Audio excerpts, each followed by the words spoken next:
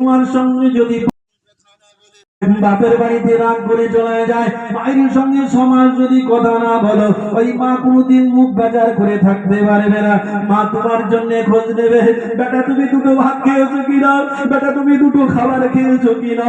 তবু তুমি যদি কথা না বলো, তবু বাড়ির পাশের একজনের দিয়ে খবর নেবে, বন্ধুদের দিয়ে খবর নেবে, দেখো আমার বেটা আব্দুল করিম ভাত খেয়েছে কিনা, আব্দুল করিম কেমন আছে। তবু আপনার বিবি 4-5 দিন চলে গেছে, একটা বারের জন্য আপনাকে ফোন করে মনের ভুলে খোঁজ নেবে না।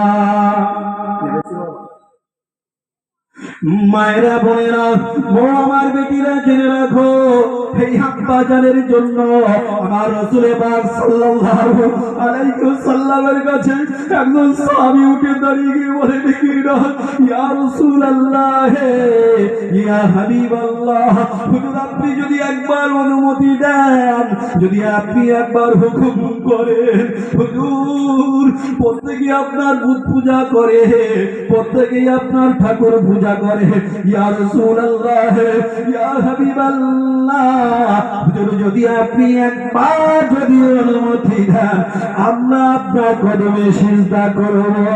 রাসূল পাক সাল্লাল্লাহু আলাইহি ওয়াসাল্লাম চুপ করে রয়েছেন। আল্লাহ পাকের হুকুম থেকে আল্লাহ পাক ওহী পাঠিয়ে দিলেন, গায়বী আওয়াজ পাঠিয়ে দিলেন, ও আমার হাবিব, ও আমার প্রিয় রাসূল, তুমি আর চুপ করে থেকো না, থেকো না, তুমি তোমার সাহাবীকে উত্তর দাও গো, তোমাদের যদি আল্লাহ ব্যতীত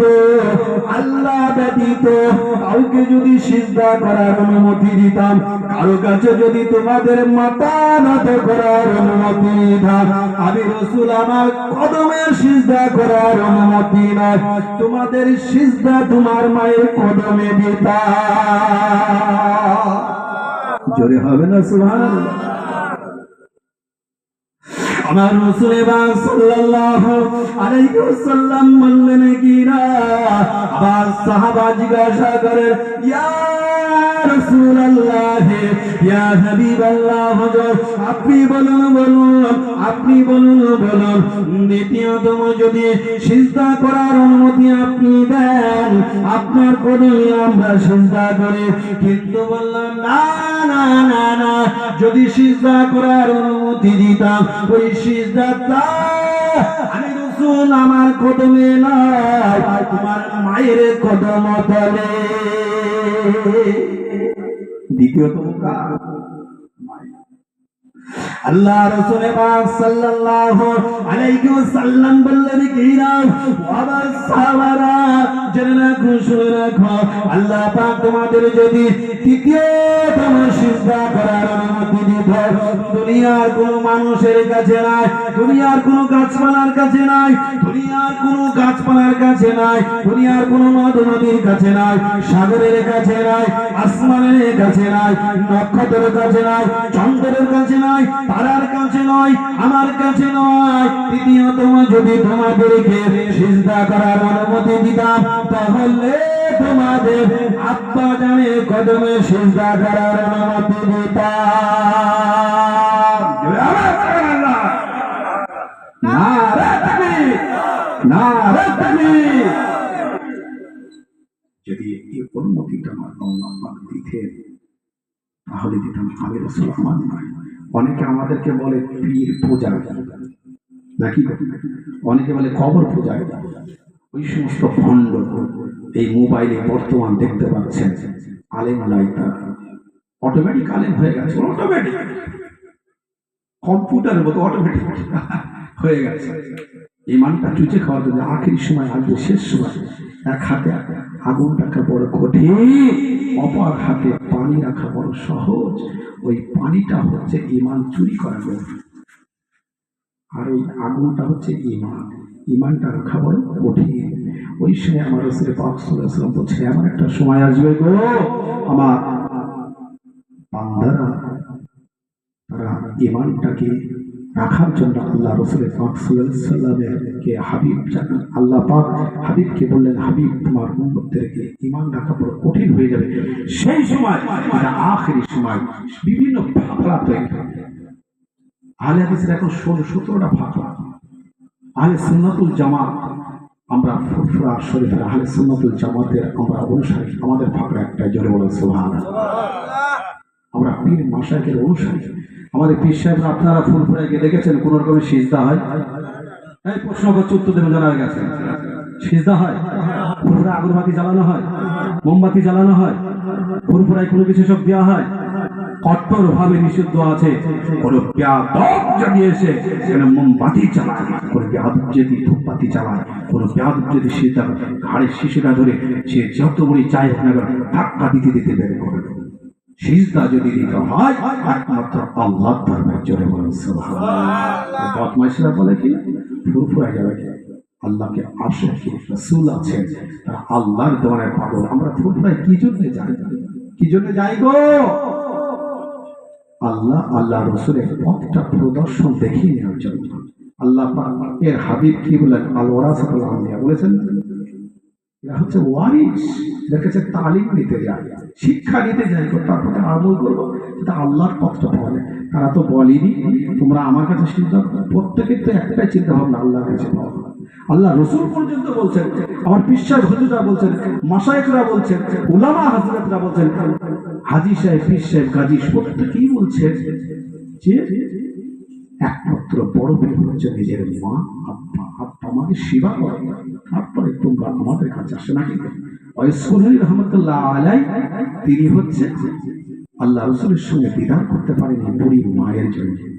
নাকি এই জ্ঞান তাদের ভিতরে নাই, কানে নাই, যে আমাদের সেই জ্ঞানটা একটু লক্ষ্য করতে হবে। আসুন মায়েরা, বায়েরা, বেটিরা, আপনাদের হাতে পায়ে ধরে বলি, মাকে একটু ভালোবাসুন, আব্বাকে একটু ভালোবাসুন। যদি আব্বা মায়ের সঙ্গে বেয়াদবি হয়ে যায়, অন্তরে যদি কষ্ট পেয়ে যায়, আপনার জীবনটা বেকার হয়ে যাবে, আপনার জীবনটা সুখময় হবে না। আল্লাহ পাকের বান্দা বান্দীরা, ও রাসূলের উম্মত উম্মতানিরা, আসুন আপনারা জীবনটা তৈরি করুন। আপনার আব্বার কাছে গিয়ে ক্ষমা চান, মায়ের কাছে ক্ষমা চান। আল্লাহ পাক, আল্লাহ তাআলা আমার আপনার হাবিব সোনার নবী আমার জানিয়ে দিলেন কিনা, ইন্নাল জান্নাতা তাহাতা আকমামি উম্মাহাতিকুম, তোমাদের আব্বা মায়ের পায়ের তলে তোমাদের জান্নাত। আব্বা মা যদি তোমাদের জন্য কষ্ট পেয়ে যায়, ব্যথা পেয়ে যায়, আব্বা মা তোমাদের যদি ক্ষমা না করে, আমার আল্লাহ পাক তুমি যদি মাথা কুটে কুটে কুটে কুটে কুটে কুটে কুটে যদি ফজরের নামাজ পড়ে, জোহরের নামাজ পড়ে, আসরের নামাজ প্রতিষ্ঠিত করে, মাগরিবের নামাজ প্রতিষ্ঠিত করে, ইশা সালাতটা প্রতিষ্ঠিত করে, ও মুসলমান পীর সাহেবের পা ধুয়ে দিয়ে, উলামা হযরতের পা ধুয়ে দিয়ে, আজ যদি মা ব্যথা পেয়ে থাকে, আপনার জীবনের সমস্ত গুনাহগুলো সব বরবাদ হয়ে যাবে। সর্বপ্রথমে তোমার মা আব্বাকে খুশি রেখে দাও। আজ থেকে আমরা তওবা করব, মা বাপকে ভালোবাসবো। নাকি বাবা? হাতে ধরে বলি ইনশাআল্লাহ। আপনি একদিন বুড়ো হবেন, আপনি একদিন বাপ হবেন। পৃথিবীতে তিনটে যুগ আপনার জন্য আসবে। একটা হচ্ছে বাচ্চা জীবন, একটা জীবন জোয়ান, যুবক, তরুণ, আপনার স্বাধীন জীবন। দ্বিতীয় তোমার আব্বার যুগ আসবে। সেই আব্বার যুগের পরে আপনার পরজাল, আপনার একদিন দাদা দাদির যুগ আসবে। আপনি কষ্ট পাবেন, সেই দিন আপনার ছেলে মেয়েও অমন করবে। আল্লাহ পাক আমাদের একটি হেফাজত করে না। আল্লাহুম্মা আমিন, আল্লাহুম্মা আমিন। আল্লাহুম্মা সাল্লি আলা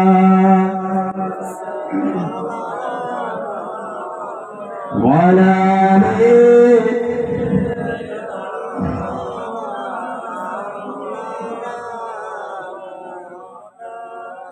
যে কথা বলতে বলতে রেখে এসেছিলাম, কোথায় গো?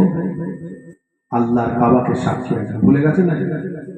ভুলে গেছেন বাবা? আপনারা ভুলে গেলে আমি বলবো, সালাতে দাঁড়ান, কাবাতে শরীফাতে আল্লাহ, আল্লাহর কাবা আপনাকে সাক্ষী।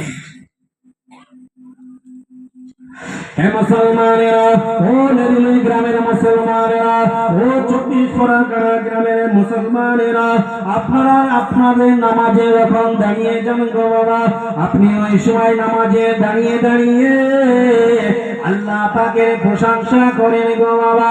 আল্লাহ তাআলাকে সাক্ষী রাখি আপনি যখন সালাত প্রতিষ্ঠিত করেন, হাতে আপনি হাতটা বেঁধেছেন, হাত বেঁধে বেঁধে আপনি বলেন কি না, আলহামদুলিল্লাহি রাব্বিল আলামিন। এই জমিনের মধ্যে, আসমানের মধ্যে, ভূমণ্ডলের মধ্যে যা কিছু আছে সমস্ত কিছু একমাত্র আল্লাহর জন্য প্রশংসা করি।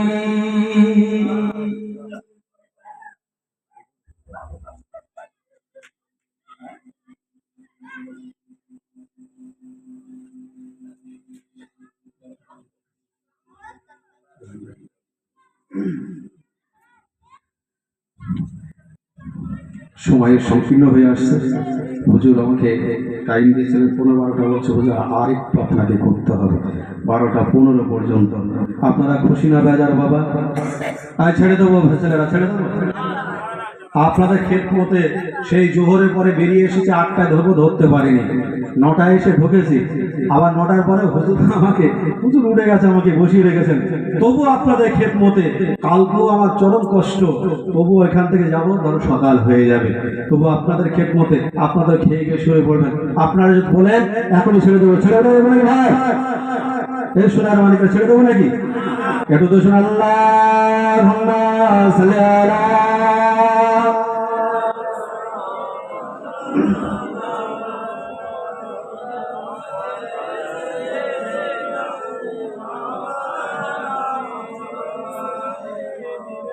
যে কথা বলছিলাম বাবা, আপনি যখন নামাজের মধ্যে দাঁড়িয়ে যান, ও নামাজের মধ্যে দাঁড়িয়ে দাঁড়িয়ে, নামাজটা মানে সালাত মানে দোয়া, দোয়া দোয়া। কি বললাম বাবা? নামাজ মানে দোয়া, সালাত মানে দোয়া। আপনি নামাজে দাঁড়িয়ে দাঁড়িয়ে বলেন কি না, আলহামদুলিল্লাহি রাব্বিল আলামিন। আই রাব্বি আল্লাহ, আপনার এই জমিন থেকে আসমানের মধ্যে, এই ভূমণ্ডলের মধ্যে যা কিছু আছে সব কিছু আপনার প্রশংসার জন্য। আর কারোর জন্য? গাছের জন্য, নদীর জন্য, সাগরের জন্য, না কারোর জন্য? প্রশংসার মালিক কে গো? আল্লাহ। আমরা কার জন্য প্রশংসা করি বাবা? আল্লাহর জন্য প্রশংসা করি, আর আল্লাহর কাছে চাই গো বাবা। আমরা দুনিয়ার কার কাছে চাই না গো বাবা, একমাত্র আল্লাহর কাছে চাই। আর আল্লাহর কাছে প্রার্থনা করি, দুনিয়ার কারো কাছে প্রার্থনা করি না। দুনিয়ার কাছে আমরা যাব না। আমরা মুসলমানের ঘরের সন্তান, যদি আমাদের মুন্ডু খানা চলে যায়, যদি আমাদের মাথা খানা চলে যায়, আমাদের ঈমানটা কখনো আমরা নষ্ট করবে না। একমাত্র আল্লাহ দরবারে মাথা নত করে করে আল্লাহর কাছে চাইব। কার কাছে চাইব গো? যদি আপনাদের কাছে এটাও আপনার প্রমাণ দিয়ে যায়, নামাজের মধ্যে আপনি কেমন করে করে যাচ্ছেন কি না, আর রহমানির রহিম, জোরে হবে না সুবহানাল্লাহ। এ মুসলমান,